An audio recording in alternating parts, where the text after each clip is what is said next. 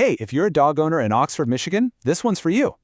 We're going to walk through everything you need to know to find the perfect trainer for your dog so you can feel really confident about your choice. You know, at the end of the day, it's really all about the simple stuff, right? Like being able to take a calm walk down M24 or just having a peaceful afternoon at home with your dog. That's the goal, and we're going to help you get there.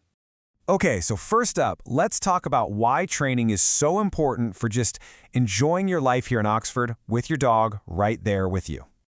I mean, just picture it, having those really relaxing walks at Seymour Lakes Township Park. Or maybe you're at the Oxford Market and your dog can greet people politely instead of jumping all over them. And how about staying focused near a busy school?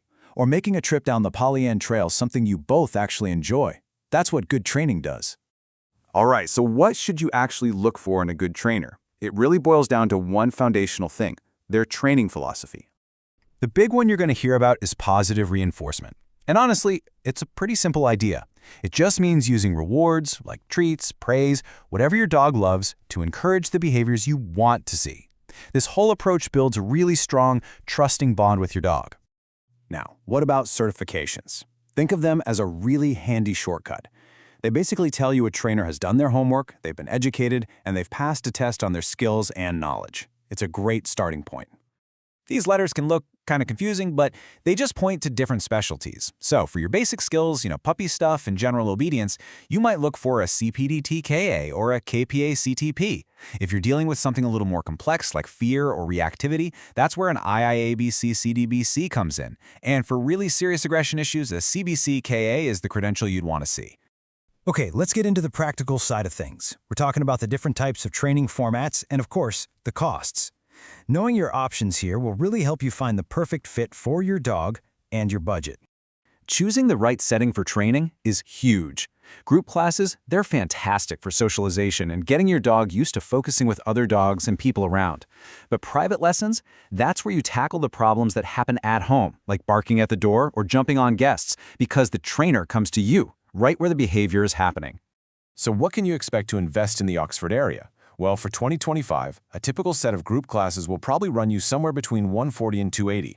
Private lessons are usually priced by the session, maybe $100 to $175 each. And then you have board and train programs, which are a much bigger investment, of course, because it's an immersive, round-the-clock experience for a few weeks. All right, this next part is super helpful. Think of it as your personal toolkit. We've got a checklist of questions so you can go into any conversation with a potential trainer feeling totally prepared. And having that conversation is so important. Almost every trainer will offer a free consultation, and you should definitely take advantage of that. It's your chance to see if you click with them, and just as importantly, if their methods feel like the right fit for you and your dog. So here are the 5 essential things you need to ask. First, what are their training methods and philosophy? Second, what are their qualifications and do they do continuing education? Third, and this is a big one, how are they going to customize a plan for your dog's specific needs? Fourth, get super clear on the total costs, their policies, and exactly what's included. And finally, ask how they measure progress and what your homework will be. What do you need to practice between lessons to make it stick? Okay, part of being a great dog owner is also knowing the local rules. So let's quickly cover the essentials for being a good canine citizen here in Oxford and the rest of Oakland County. Let's start with the absolute basic: your leash. When you're in a public space, anywhere in Oxford or Oakland County, your dog has to be on one. And the standard length you'll want is 6 feet. So, to wrap up the county rules, there are 3 main things. 1, your dog has to be on a leash in public. 2, they need to be licensed once they're over 6 months old. And 3, they need an up-to-date rabies vaccine if they're over 16 weeks old. That's pretty much it, the big 3.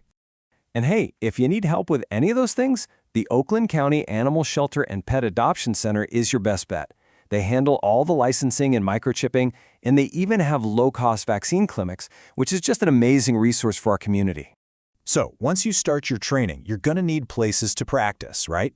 These local spots are perfect for that. You could work on loose leash walking over at Seymour Lake or Stony Lake Park, and the Pollyant Trail is a great place to practice keeping your dog's focus when there are joggers, bikes, and other people around. So this kind of makes you think, doesn't it? Once your dog has these new skills, what does that really open up for you guys? What's that first new adventure you're going to go on together right here in Picking the right trainer really is the first step. It leads to a happier, more confident dog, and honestly, a much less stressed out you. So we're wishing you all the best in your search, and of course, many, many happy adventures together all around town.